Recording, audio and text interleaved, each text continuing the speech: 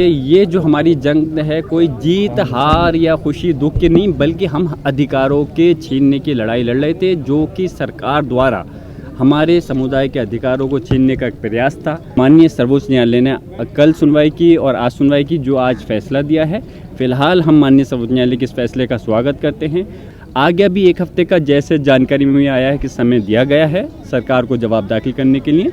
उसके बाद में जब सुनवाई होगी हम प्रयास करेंगे कि और भी जो पॉइंट हैं उसके अंदर माननीय सर्वोच्च न्यायालय उनको भी सुनकर करके वक्फ बाय यूज़र भी और संस्थाओं के अंदर जो नियुक्तियां होनी थी, अपॉइंटमेंट होने थे, वो भी एक मेन पॉइंट था। उन दोनों पॉइंट पे माननीय सर्वोच्च न्यायालय ने हमें रिलीफ दिया है।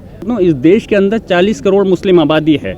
अगर उन 40 करोड़ की मुस्लिम आबादी में से अगर 1000 लोग उसका फेवर में अगर वो देते हैं, तो मैं पूछना चाहता हूँ बाकी 39 करोड़ 99,99,000 की आबादी का क्या जो विरोध कर रहे हैं उसका।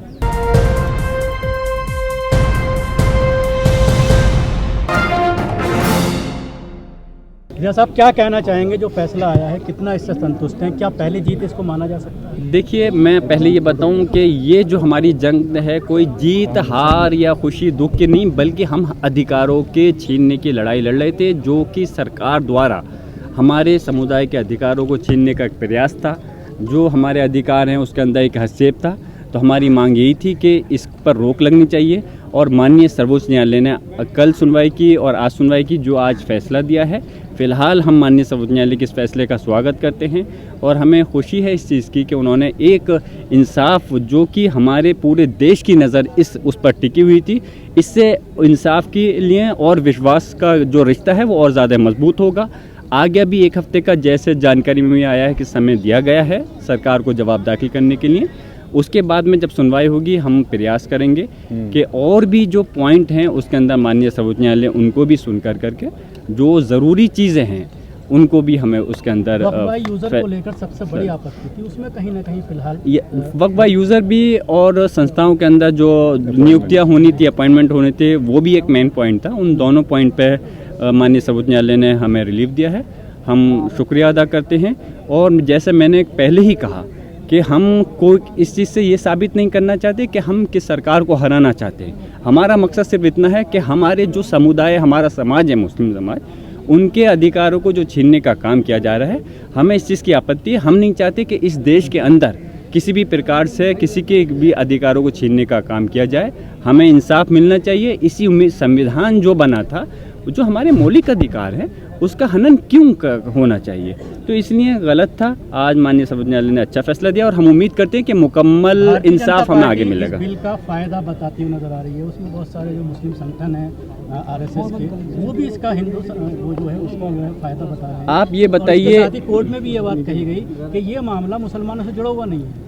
तो अगर मुसलमानों से जुड़ा हुआ नहीं है तो क्या दूसरे देश से जुड़ा हुआ है? बस क्या आप ऐसी बात है, अनाप शनाप बात कर करके जिसका कोई मतलब ही हाथ सिर पैर नहीं है। और मैं कहना चाहता हूँ इस देश के अंदर 40 करोड़ मुस्लिम आबादी है।